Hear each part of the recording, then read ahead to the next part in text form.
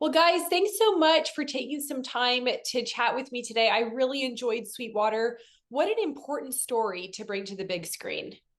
It was a lot of fun, working on it, and it's just we're both huge basketball fans. Everett's obviously a player. I'm a fan. And this really is such a pivotal story that, I mean, I'm ashamed to say I didn't know this story before. So, Darren, why don't you just kind of start off and tell us why you brought this story to the big screen and sort of set up Sweetwater for us? Yeah, I didn't know the story either. Being a huge basketball fan, I had actually been a coach, a high school coach for a bit, and I didn't know the story. And I got introduced to the writer director Martine, and I heard the story for the first time, a year ago. And he came to me and said, "Hey, would you consider co-financing it?" And so he and I dove in on the script and put a polish on it that my company would get behind. And so just felt like it was one of those stories like the Jackie Robinson story, but everyone knew Jackie Robinson, but no one knew Sweetwater. So we figured now was the time to tell it. Yeah. Well, it's just incredible. And Everett, Sweetwater brought so much creativity to the game of basketball. And of course, you played professionally. How did you marry your own professional experience with telling the story of Sweetwater and the uniqueness that he brought to the game as well? I think the most important aspect underlining all of that was just the passion, the intentionality, the love for the game. Like I innately had that because I was a professional. And to be a pro at anything, you have to, there's a lot of sacrifice, hard work, and love you have to endure. So I think that I was able to infuse that with the Sweetwater character because that's who he truly was. As far as the creativity with the game of basketball, playing basketball in 2023 is totally different from playing in 1950. It's totally different from growing up in the 20s and 30s like Sweetwater and playing during that time. So I have to truly step into a new world, and absorb how Sweetwater played, how he was innovative, how he used his circumstances, his surroundings to be creative and to create something that was unknown and so fun in a game in an industry that's never seen it before. It was like so magical to see what he did and how he did it collectively and how change happened. So I was able to go through it that way and just learn to just kind of dive in and have fun with it myself. Yeah, I love how you balance both the emotion that he had, but also his athleticism and his excellence. And you just did both of those so incredibly well. And I know that wasn't easy. So I was really impressed with that.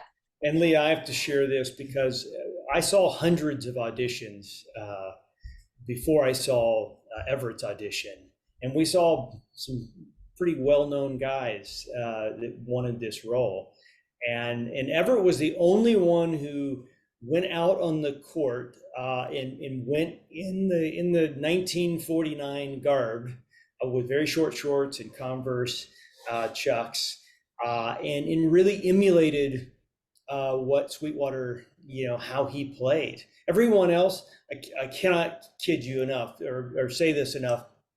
Everyone else just went out and shot 3 pointers. Like we were going to be impressed by a guy standing out there shooting 3 pointers. But Everett really, emulated who Sweetwater was. And then we saw his self tape and it was like, we got to meet this guy.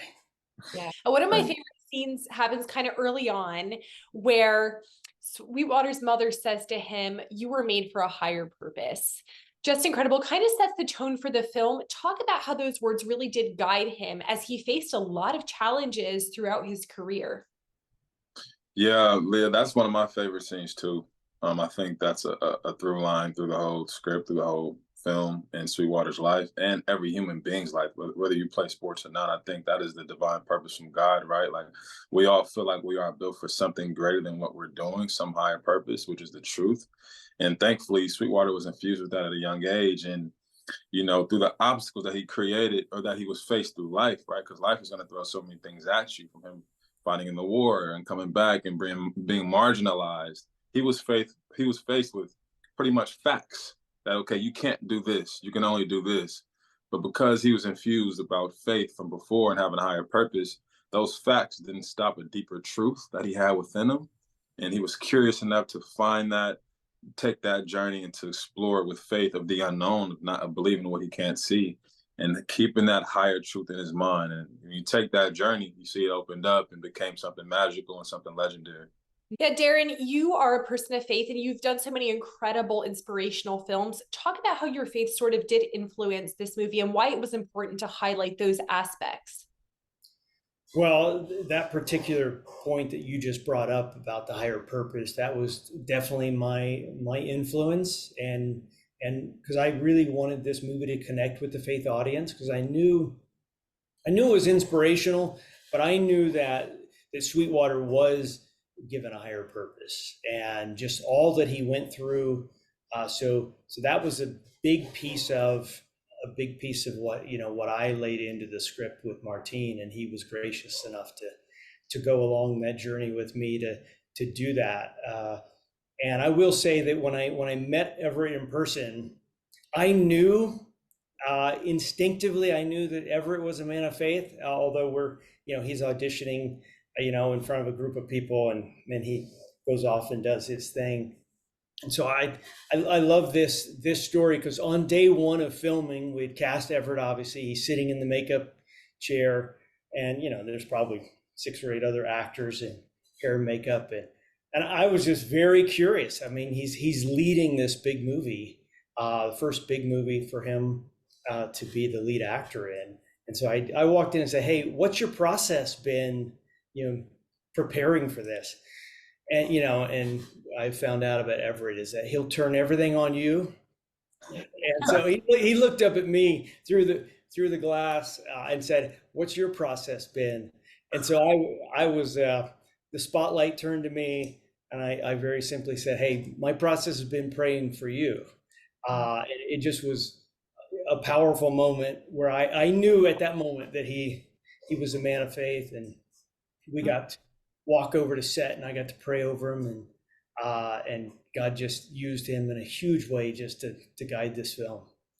Although he's a rookie, he led the movie like a real pro. I appreciate that, man. And honestly, Leah, just piggyback what Darren said, it's been leading the film, and there's a certain level of responsibility. We're professionals, so you're not going to work with people in the industry that are followers of Christ or have a faith. I mean, you have to be ready for whatever. But being that on the first day, first moment, I got a chance to actually connect with one of the filmmakers, the main producers, right? I spoke to Darren specifically, and him mentioned prayer. That kind of set an overarching tone in my spirit. And I was able to lead that way throughout the whole film. And I think that was a through line as well. So salute to Darren for that. That's incredible. Now, this movie addresses the racial tension during this time and the backlash that not only Sweetwater, but the administration faced in trying to bring about positive change. So, talk about these themes of taking risks, stepping out in faith, and why they're necessary, even when maybe they're not popular. Maybe they come with a lot of criticism.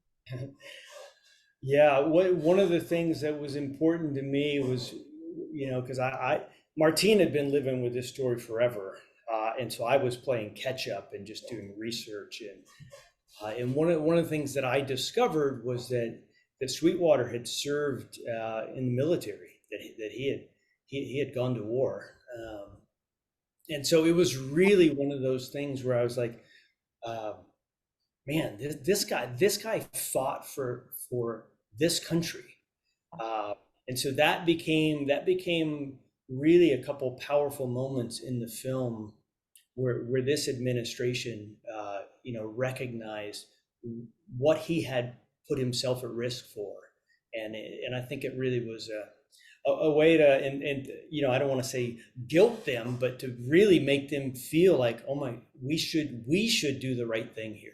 Yeah. And kind of connecting what Darren was saying, that's just the empathy part, right? I mean, all of us are connected. So finding what is it that really wakes people up to actually be aware of the possibility of change and of leaning into love in another way. And when you realize someone sought or fought and with people that lived and died for your freedom, hopefully that makes you have a paradigm shift. And also, it's change is scary. Administration, those are systems. These are systems in place to protect, right? So we don't want to change these systems because what if everything falls apart? So there's fear in a lot of administrative situations not wanting to change. But the truth is, change is inevitable. And they talk about that. Richard Dreyfuss is a part where he says change is happening, but in that space, he's also speaking on the negative aspects that could possibly happen. But when one person spoke on that, you saw that faith kind of stepped in this pocket of the unknown. And you have multiple people kind of lean into the situation like, hey, this can actually be better for us. Have you seen the beautiful skills this person brings? This could be better for everyone. And just leading out on faith, one by one, step by step, you know, you end up seeing the whole administration department wanted to change and follow in that footstep. So it was a small step towards faith, but it kept growing. Yeah, there's a subtle call to action in the movie, which I love. You know, it's Yeah. not, you can't watch this movie and leave feeling unchanged. I think it definitely makes you consider your own beliefs. And it's, yeah, it was really compelling. I really appreciated that. What kind of response have you guys gotten from the movie? It's been out a little while now. What have you heard from viewers? Yeah, you know, I kind of tune out a lot, but I have been getting hit up directly. People find a way to hit me up directly, right? Especially through social media, which I love. You know, it makes us accessible. But truthfully, a lot of people, kind of what you said, how we started off this conversation, I didn't know who this person was. I knew who Jackie Robinson was. I didn't know who this man was, right? And whether it be, and it's a total diaspora of people. It's just not a black story. It's a human story. So I've had a whole range of ages and just demographics reach out to me and say, thank you for telling the story. You guys did wonderful. I think people were just, there were no expectations, truthfully, because a lot of people didn't know it, at least the people that's reached out to me. So there wasn't too much judgment as far as this could have done this or this could have done that, at least on my end. They just said, hey, I didn't even know who this character was. Thank you for bringing awareness. And the truth is, you can't bring a whole life in an hour and 50 minutes, right? You can only inform, you can only entertain in a beautiful way, which is what we did. And like you said, it's been out for a while. Now it's on demand, and people actually, I got reached out today, said it's been doing super well on demand. International will be announced soon. So I think the reviews, at least from my end, have been positive because it's a new story that people wanted to hear.